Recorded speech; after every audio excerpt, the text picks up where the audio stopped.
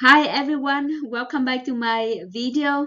In this video, I will cover the last part of arrays in Java. And I hope that you have watched the first two parts, which is part 1 and part 2 of arrays in Java. In my first two videos about arrays in Java, I have covered the first 7 sections in this outline. So in this video, I will cover the last two sections. Section 8 is about variable length argument list. Section 9, which is the last one, is about multidimensional arrays with a focus on two-dimensional arrays.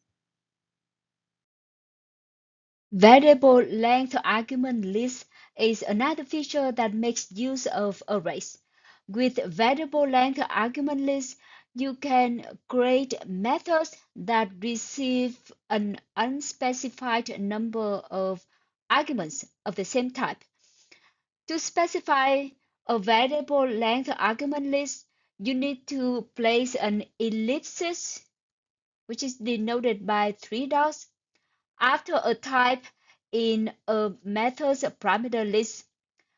A type followed by an ellipsis in a method's parameter list indicates that the method receives a variable number of arguments of that particular type.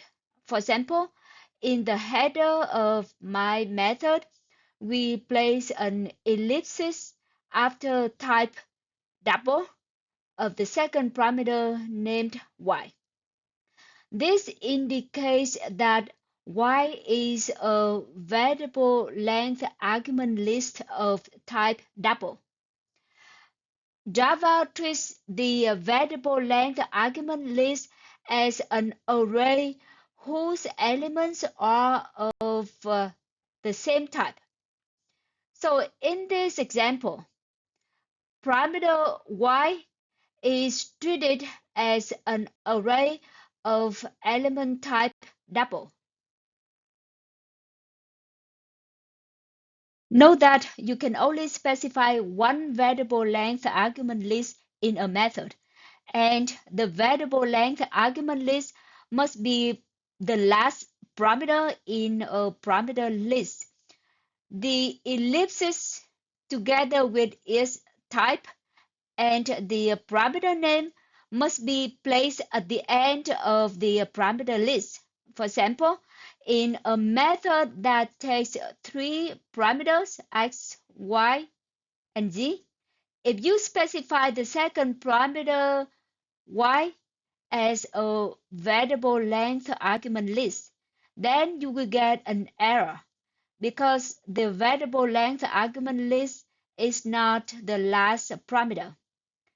If you also specify the third parameter of the same method as a variable length argument list like this, then you will also get an error because this method has more than one variable length argument list. Here is a complete Java program named var_test.java that demonstrates an example of how a variable length argument list is used in a method. This program, of course, has only one class, and this class has two methods, the method average and method min. The method average receives a variable length argument list named numbers, and it has a type double. So numbers is treated as an array of element type double. And so the method average simply adds all of the elements of the array numbers together and then return the average of the array elements. So to do that, it initializes a total variable to be 0, and then it uses an enhanced for statement or a for each loop that iterates through the array's numbers. And for each element of the array numbers, it adds the element to the variable total. And after the loop, it returns total divided by the length of the array numbers. So here the parameter numbers is simply an array. Now in the main function, it declares four double variables d1, d2, d3, and d4, and initialize them to different values 10, 20, 30, 40. In the second part of the main method of the var aux test program, it displays the values of the four variables d1, d2, d3, and d4. And then it calls the average method 3 times with different numbers of arguments and displays the result of each call. The first call to the average method receives two arguments, d1 and d2. So it returns the average value of d1 and d2.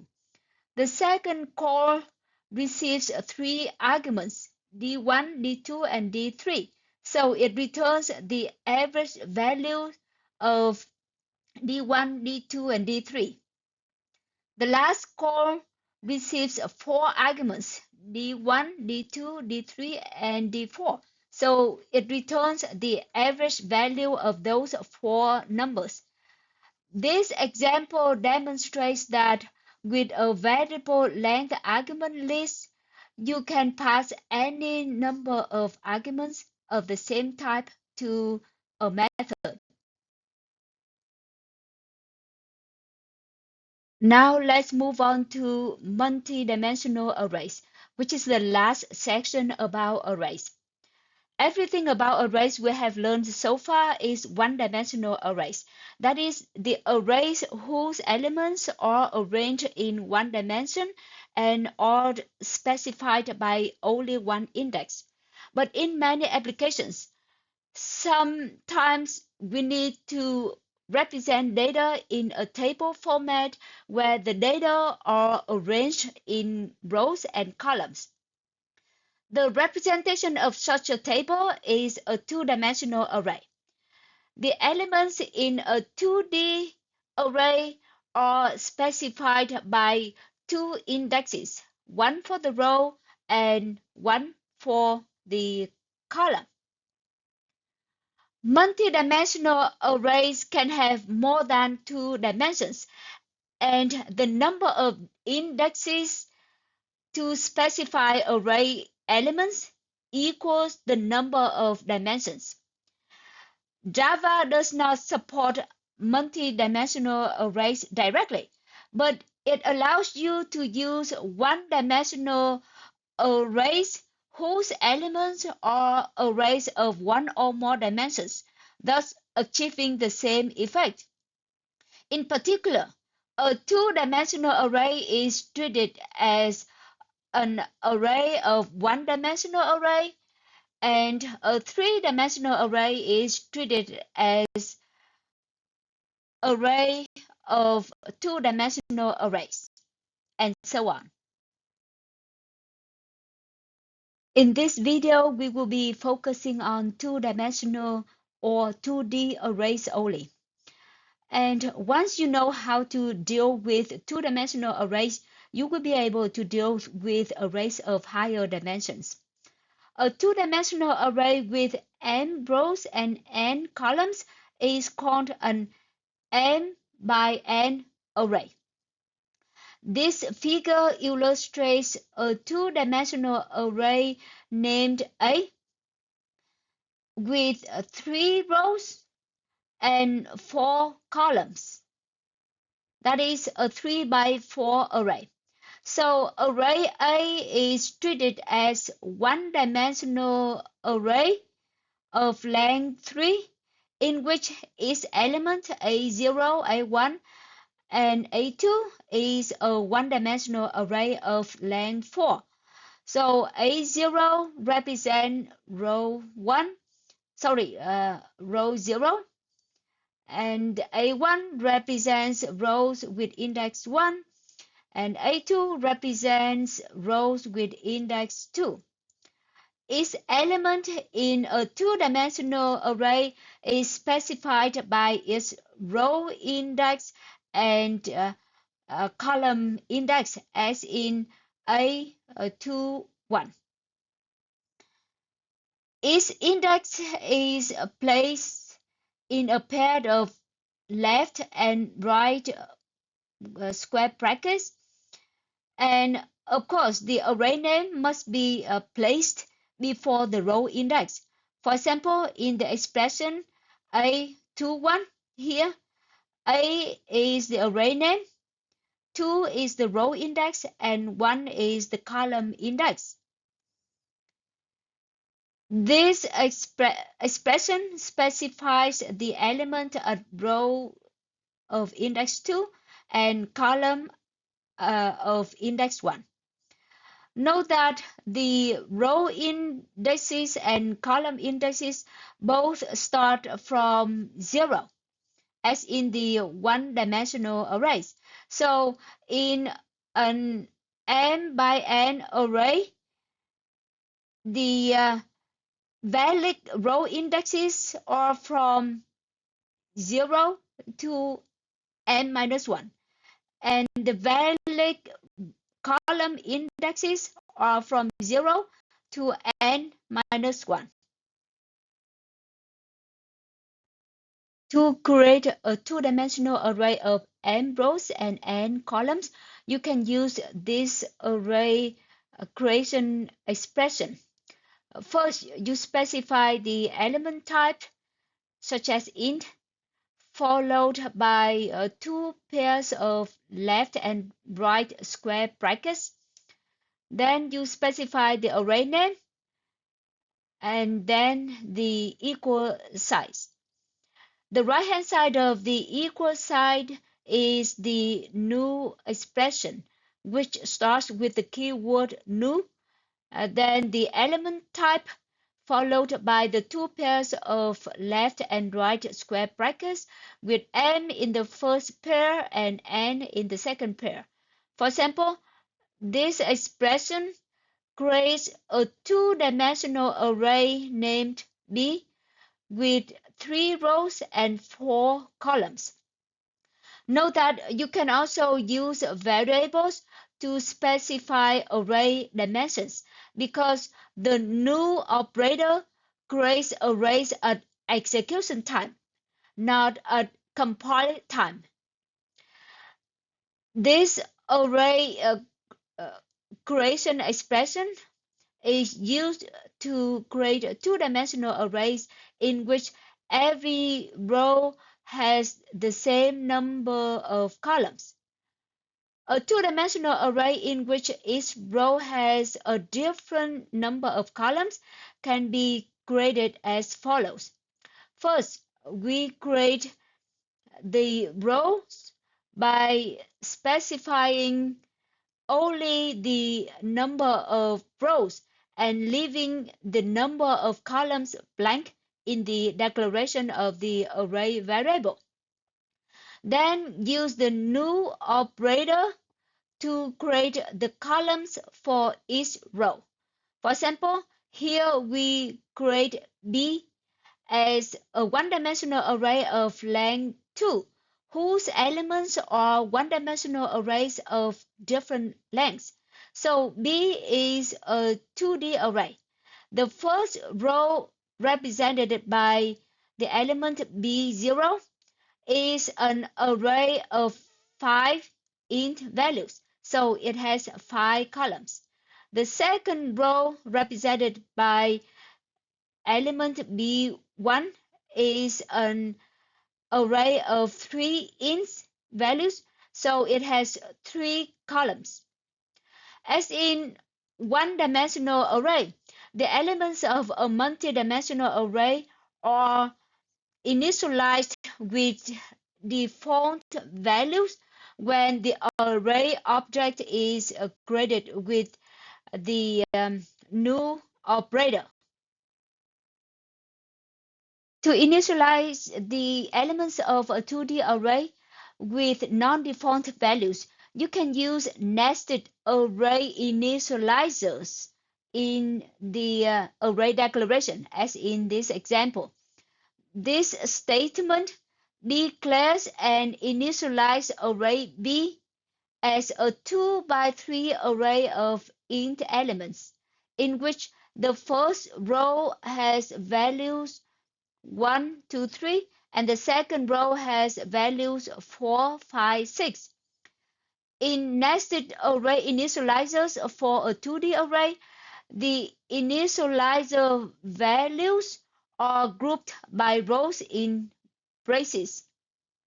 So the number of inner array initializers equals the number of rows in the 2D array. The inner array initializers are separated by commas. Note that you don't have to write each inner array initializer in a separate line like this, but this way of writing makes the code more readable, especially when you have a large 2D array. The compiler counts the initializer values in the array initializer for a row to determine the number of columns in that row. We can also initialize a 2D array in which the rows have different lengths.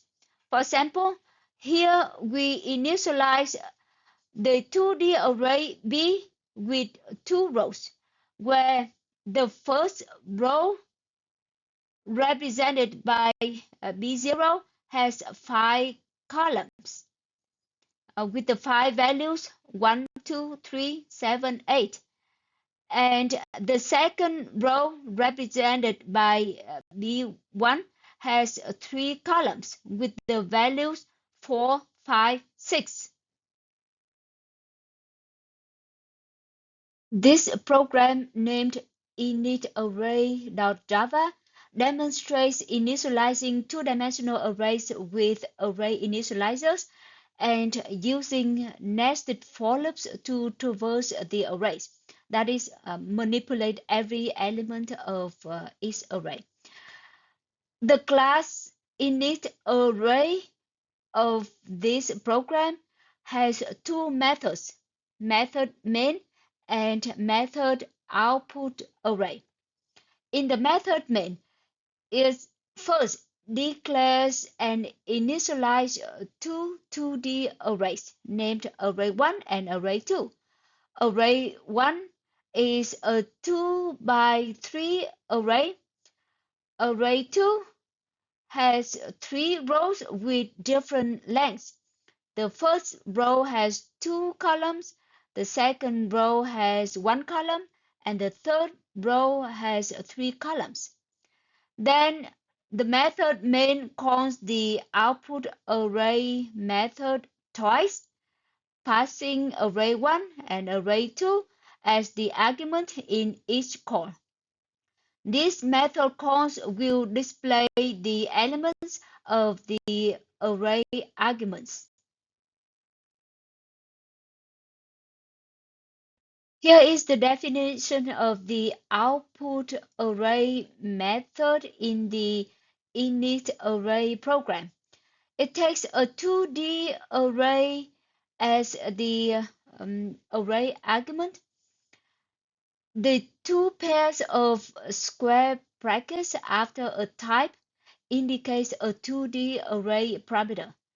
In the method body, it uses nested for loops to traverse the array element, that is, manipulate every element of each array. The outer loop goes through the rows of the array, and the inner loop goes through the columns of the current row.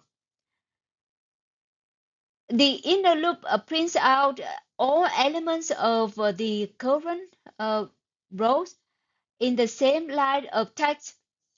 And after each inner loop iteration, it prints out a new line character to move to a new line for the next row. Note that array row is a one-dimensional array of element type int, so you can access its length using the length instant variable. And here is the output of the init array program. So you can see that first it displays the values of array 1, which is a 2 by 3 array, and then it displays the values in array 2 by rows. The first row has two columns, the second row has one column, and the third row has three columns. Finally, here are some exercises that you can do to practice with two-dimensional arrays. First, I'd like you to declare and create the array named table as an integer array that has 5 rows and 5 columns. But I'd like you to use the constant variable or final variable named array size um, with the value 5 to um, declare the array. Okay, so you should use it in the array for the array dimension in the declaration. All right, and the second exercise is to find and correct error in the following code segment, which consists of two statements like this one.